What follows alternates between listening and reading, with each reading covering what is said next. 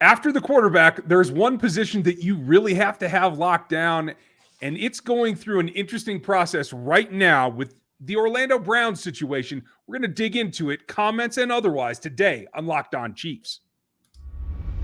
From the land of the free and the home of the Chiefs, this is the Locked On Chiefs podcast. Welcome back, everybody. It's a Thursday edition of Locked On Chiefs, part of the Locked On Podcast Network, your team every day for free. And here on YouTube as well, you can like, sub, and hit the bell and subscribe on all of those audio platforms, Spotify and the like.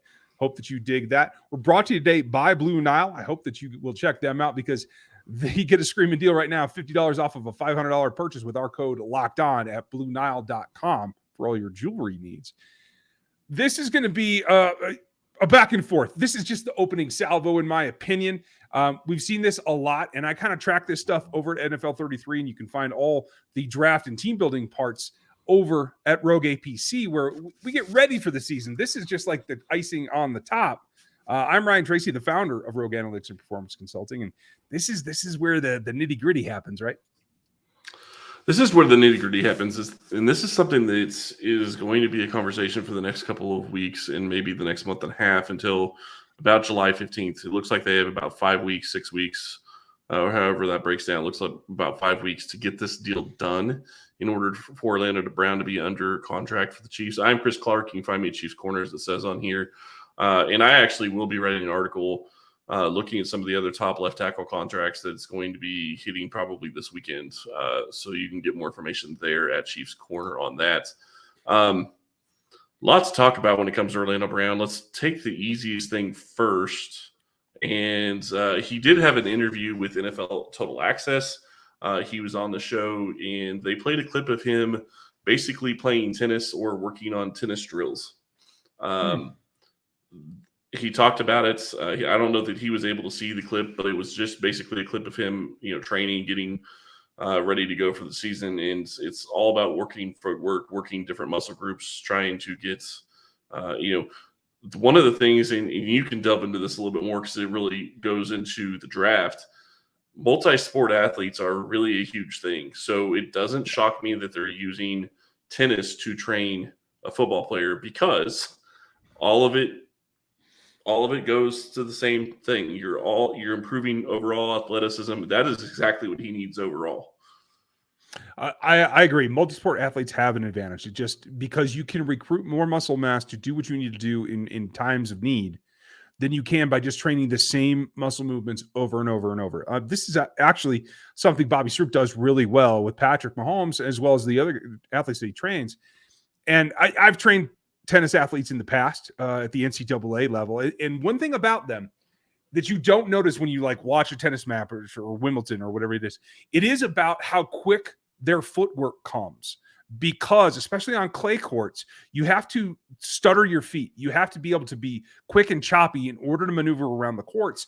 And that's actually really great drills for a guy who that is his only really lacking piece is the quickness of his footwork. We've seen clips where even when he's beat around the edge between his length and his ability to counter, he's able to then pivot back inside for inside counters. But it's just that initial open up of the hip and the step that is generally his weak point. So if he's working on that kind of thing, I like the concept. I'd love to see more of it so I could actually break it down. But I think that's a very good start in applying what you need to do to improve as Orlando Brown. Yeah, and I think you can go see a clip on NFL Total Access. Actually has a clip on Twitter. You can go look at that. That's exactly what he's working on. He's on a clay court. He's working on his footwork. He's working on his kick, his slide. He's working on that on a repetitive basis. You don't care about the usage of him hitting a tennis ball. That's just part of doing all of that. It's all just part of retraining the body to do different things. But he is absolutely working on his footwork. He talks about that on that clip. I think that's a good sign. I think you get with a trainer and you look at what your weaknesses are. You always want to try to improve on your strengths. You want to make your strengths even better, but you absolutely have to try to attack this as it can. And this is if he gets it figured out. I hate saying this because I know how people are going to react. But if he honestly could get it figured out, how to kick better, get better in space, deal with the speed rushers more, he really does have the ability to possibly play himself into Hall of Fame consideration down the road if he shows that he can improve in that area over the next 5, 7, 10 years. Yeah.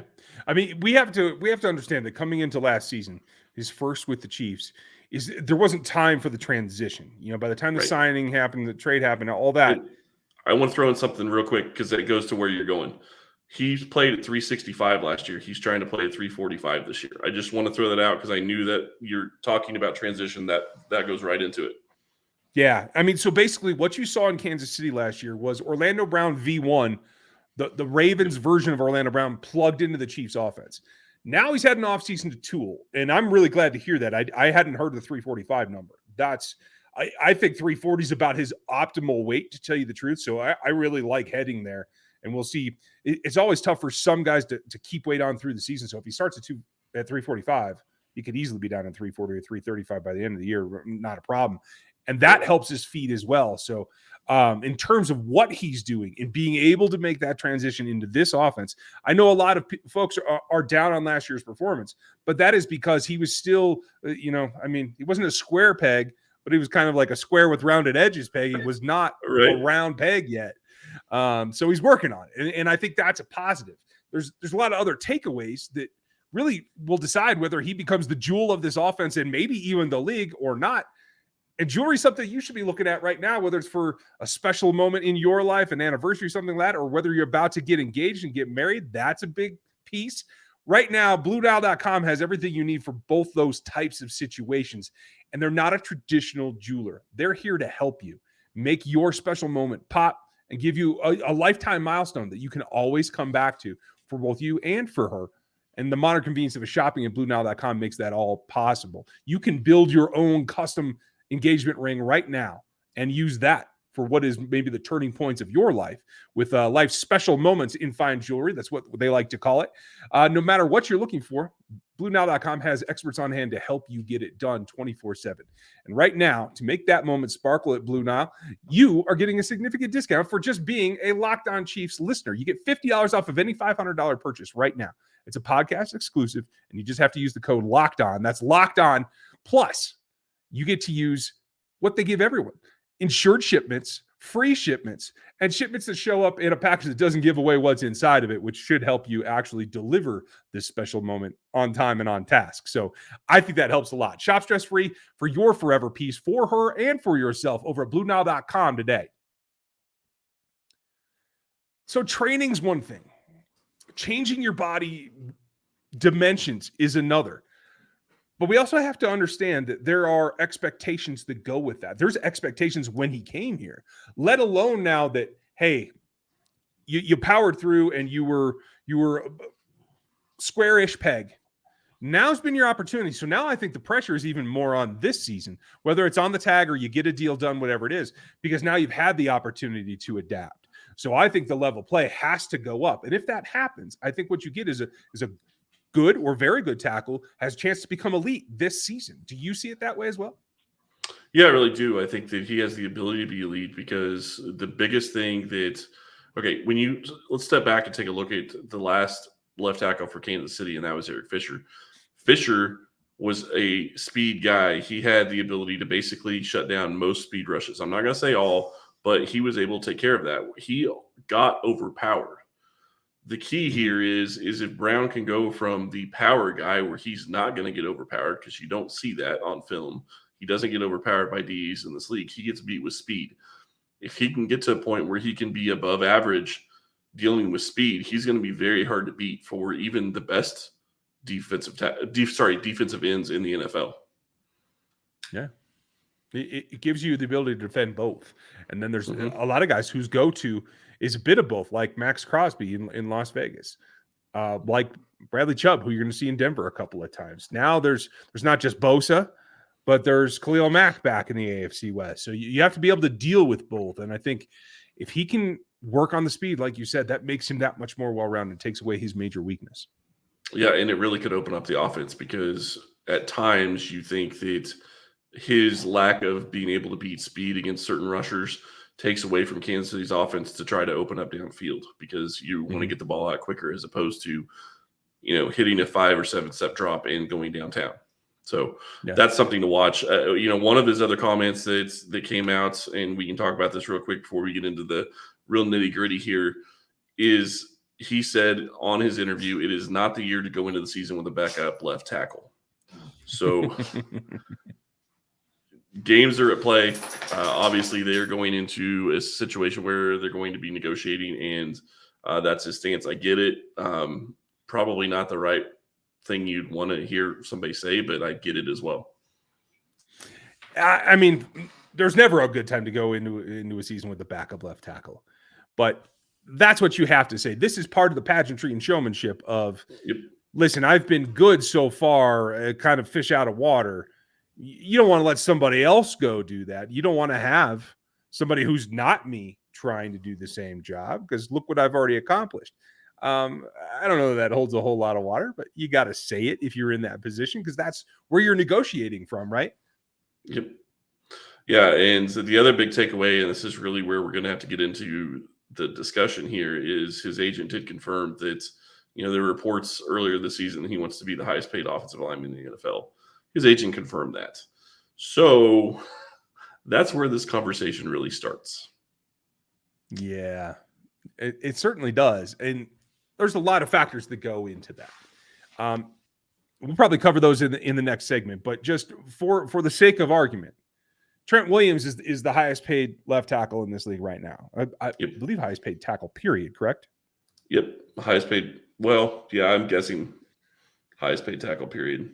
So I was looking at left tackle. So there's really he's averaging just over $23 million a year. Okay. So there's really no way to do this other than compare yourself to Trent Williams. Like, you say you want to be the top. All right, you got to be the top. But Trent Williams gave up a single sack last year. He gave up 23 pressures. Orlando doubled both those stats, 6 sacks and 45 pressures. So again, I'm giving him the credit that it is not your home system. You didn't have time to prepare quite as well. But if you're going to go after top money, you have to be favorably comparable to the guy who is top money now. Yeah. And that's just not the case currently, is it? No, it's not. And I think that's where there's going to have to be some paring of expectations on the player's part. But I understand, again, this goes back to what you said earlier. It makes sense as to why they come out and they say something like that. That's part of negotiation. You're trying to set the bar as high as you possibly can and get as much as you possibly can. But at the same time, in this scenario, I don't think Kansas City can pay him the $23 million. And we can get into that and talk about it more here in just a minute. But that's kind of where I'm sitting right now is, $23 million a year is a lot of money to be paying a left tackle. And I don't know that they can really go that direction. Yeah, I mean, we should talk about the relative value here after we get a snack. And our snack is coming from our friends over at Built Bar. And Ryan can tell you it is one of the most delicious snacks you can have, although his children seem to be eating them a lot more than he does. They know better than I do. Built Bar is one of the best snacks you can have. Don't you love chewy, chocolatey brownie? It is absolutely delicious. You need to try this caramel brownie bar from Built Bar. Caramel brownie bars are available at Built.com right now, and you've got to act fast because they're a fan favorite. Forget about dessert. These are better than dessert. Plus, the macros are unreal. 130 calories with 17 grams of protein and only 4 grams of sugar. The best part is caramel brownie bars have 100% real chocolate, and they are for real. They have great. They taste for you. They taste great for you, and they are very healthy for your body. They use collagen protein, which is a little bit different than normal protein, which is going to be absorbed by the body more efficiently and provides tons of health benefits. Go to Build.com right now and use promo code LOCK15 and get 15% off your order. Use promo code LOCK15 for 15% off at Built.com. So when it comes from money, I don't see the argument that you can say I'm better than Trent Williams. I have to be the highest paid. The showmanship of a brand new agent who's never done this before, I expected absolutely nothing less. But let's throw out what the two sides are going to say, because everybody's going to say, just imagine you're trying to buy a new truck and the outlandish things you'll say to get that price down. Brett Veach will do the same thing. So let's talk about real right value. now. Yeah, for those of you, yes, that might be listening and working on my truck, thank you for your efforts. I appreciate it. This latest incident is one that I couldn't fix myself. So Rock Auto was not involved, unfortunately, but I think it's in good hands. But speaking of value, we need to talk about what is his value. If clear you're negotiating to be high and the team's going to negotiate to be low, what is his true value? Where do you see the difference in terms of pass rush efficiency, in being able to defeat speed as well as everything else as a total metric? We talked about the sacks and the pressures versus the top rated tackle in the league, the top paid one as well. And when you look at straight efficiency, Trent Williams isn't in the top 10 either. He's sitting at 13 after last season, and that's okay. But where do you put Orlando in terms of the hierarchy of tackles around the league? I think he's probably close to top 10. And I think it's really hard to know exactly where he is because his body type allows him to be able to deal with things or deal with players that most tackles wouldn't be able to handle in some regards. Technique can go a long way, but we talked about it earlier. Your size and your ability to deal with the power is really going to affect how you're able to handle things at the left tackle position. The question is I understand, and this is something that you look at in all the negotiations, how do you value what you're going to be getting in the future? Because he's really getting paid on what he's already done, not what he's going to be doing. And that's the problem for him in this scenario is that, as you said before, he came into this team last year and wasn't in the shape that he needed to be in the system. And that's not his fault because he didn't know he was going to be here. I mean, you can only do so much in a couple of months and change your body and get ready for it. So you're learning a new system and adjusting, and that's the way that goes. But the question is how do you pay what you think he could be over the next several seasons? And yes, there's a huge salary cap jump coming. I don't know if that's going to be next year, if it's going to be the year after that, but there will be one coming. But right now, I don't know that you can give him much more than $20 million a year. That would put him in top 4 paid left tackles. Yeah. The interesting thing about that is 2 of the top 3 tackles are 34 and 31 in Williams and Bakhtiari. Then you have Tunsil and Stanley both at 28. One is at 22 million, the other is just under 20 million. So he's younger than all of those guys. I think that's also going to play into how you want to do this deal. And the bigger question I have is how many years you're going to take it out, because the further you're allowed to take it out, maybe you can get over that $20 million a year range because you don't figure he's going to get there. Right. And with the cap going up as much as it's going to, and with the cap going up as much as it's going to be less of a percentage of the cap in 5 years than it's going to be, obviously, this year.